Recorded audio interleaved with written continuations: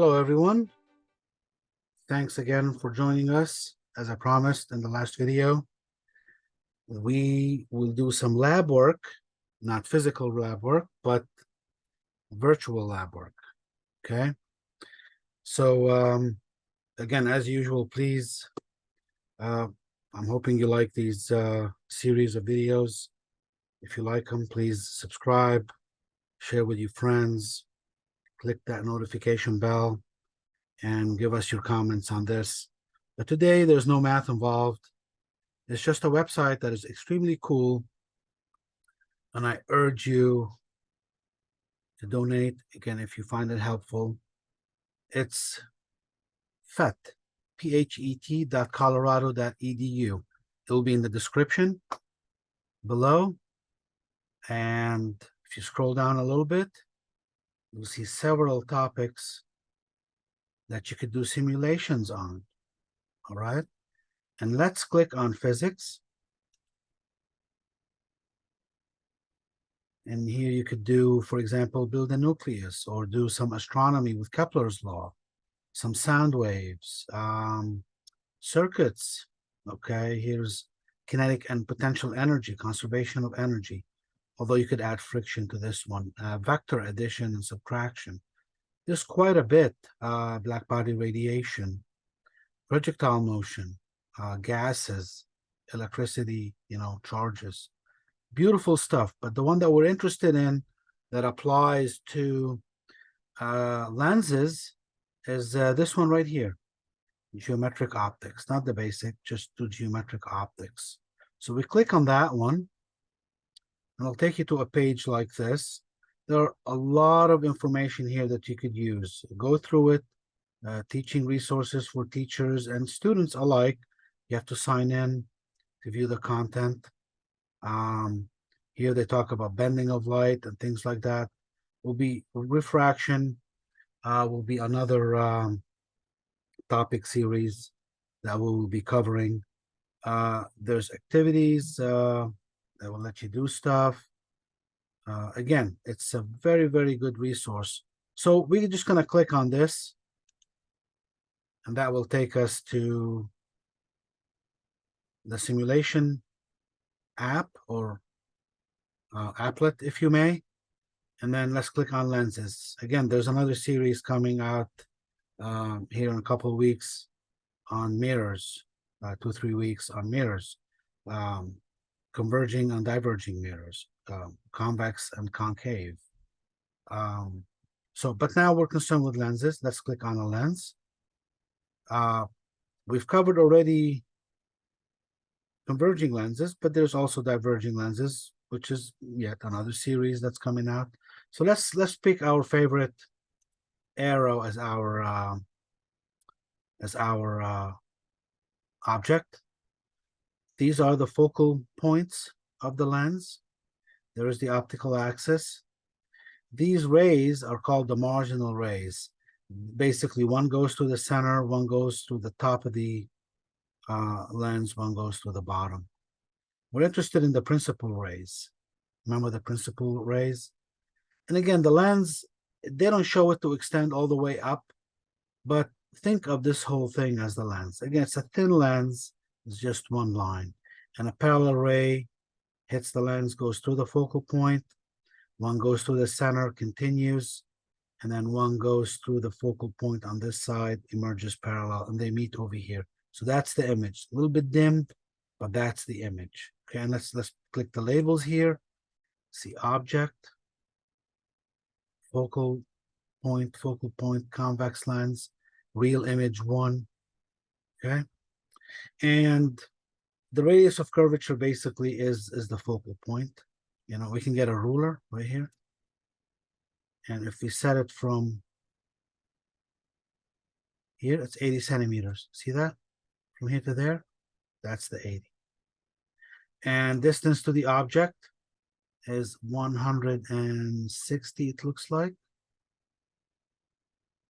Give or take. Maybe I can move with the mouse. I can't. So you gotta have some nimble movements, delicate movements. So it's 160, and then the image distance is coming out to be also 160. Okay, that's because the object is twice the focal length. The image distance and the object distance is the same. And but the main thing that, and again, as I mentioned before, there are many rays emitted by the tip of the arrow, but we're only concerned with three, called the principal rays. Okay. And we can have rays coming in from the bottom here as well, but we're not gonna care for those. So we can zoom in, zoom out. You could even measure the height of the object and the height of the image. So this is 60 units, centimeters, whatever. This one here will be probably the same height. There you go. And you can play with this, but the main thing that's really nice, and if you think this converging lens, think of it as a magnifying glass. So grab a magnifying glass at home and put it away from a book, okay? And then bring the book closer. Your eyes over here somewhere. So here's the book. First, the book's far away. And as you move the book in, the letters, the words are inverted. If you have a picture, it will be inverted. And it starts off small. And as you bring the book closer, or the magnifying lens closer, but actually keep the magnifying lens the same. Your eye, the distance between your eye and the magnifying lens, not moving, the same. And move the book closer. And what you'll see is the image is starting to get bigger and bigger, but still a real image until the object, the book, hits the focal length. And at that point, all you'll see is a whitewash. There's nothing. And that's when you know that the object is at the focal point. The book is at the focal point of the lens. And let's zoom out a little bit. Maybe that's enough. And now, as you move the book even closer, ever closer to the lens, look at the image right here. It's huge right now. But move it closer and closer and closer. What do you see? You see the words bigger and upright. And that's how the magnifying lens works, right? You bring the lens closer to the book. At first, you have to move it up and down a little bit until you get the proper magnification. But for you to read, the object has to be upright. And that's because, the image has to be upright. The words have to be upright. Otherwise, you will not be able to read, which means the book, the page, is inside the focal length or the focal point of the magnifying glass, okay? And here it allows you also to change the index of refraction, to put glass, to put different type of plastics and things like that, just to see how the index of refraction affects the lens. Maybe a clear coating on it will affect it, or maybe one of those you put on the reading glasses. If you wear glasses all the time, you may have transition lenses, and you may have also coating. When you go outside, it changes color. So all of these affect how the image looks, but obviously for glasses, the effect is minimum. Otherwise, you'll have issues reading and things like that. But this is a very good site to play with things, move things around, move it out, and then just you want to take measurements to see if your lens equation works, and you don't want to do ray tracing. Come back to this side. You obtain your focal length, you obtain your DI or UDO from the thin lens equation. Come back here and check and make sure it's working. Or pick a scenario right here, get DI, DO, HI, HO, go back to the lens equation and see if you can practice going the other way, making sure you get the results correctly from the lens equation, okay? And we'll do a lab when we do the diverging lens. And then we'll go to mirrors, And then we may combine lenses and mirrors. Okay.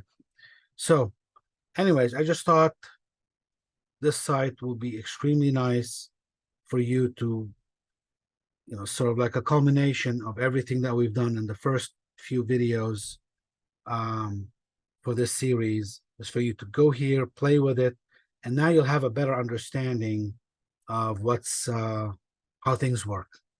Okay. I hope you find this helpful. I hope you can actually use this site for a lot of the stuff. I'll be using it as we do lectures, and if you cannot do live demos with the things, for example, Kepler's law, right? We're not going to go and do astronomy experiments, or the solar system, something like that, right? Maybe sound waves, we cannot do them as well and as efficiently, or build a nucleus. We'll come here and we'll sort of like illustrate the theory by performing a lab or two, just to hit on certain key aspects. Okay.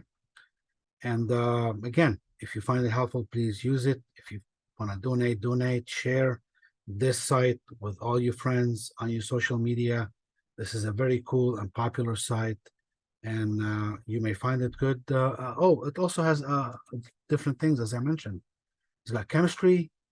You can do a lot with chemistry. Whenever we start talking about chemistry, we'll come here, of course. It has biology, I think, some earth science, and some math. So it's STEM oriented. This is perfectly STEM oriented. All right, guys, thank you again, and I hope you find this information helpful. Please share all this information and let us know in the comment section what you think about all of this, and if you have any suggestions or requests. All right. Thanks again, and have a good afternoon.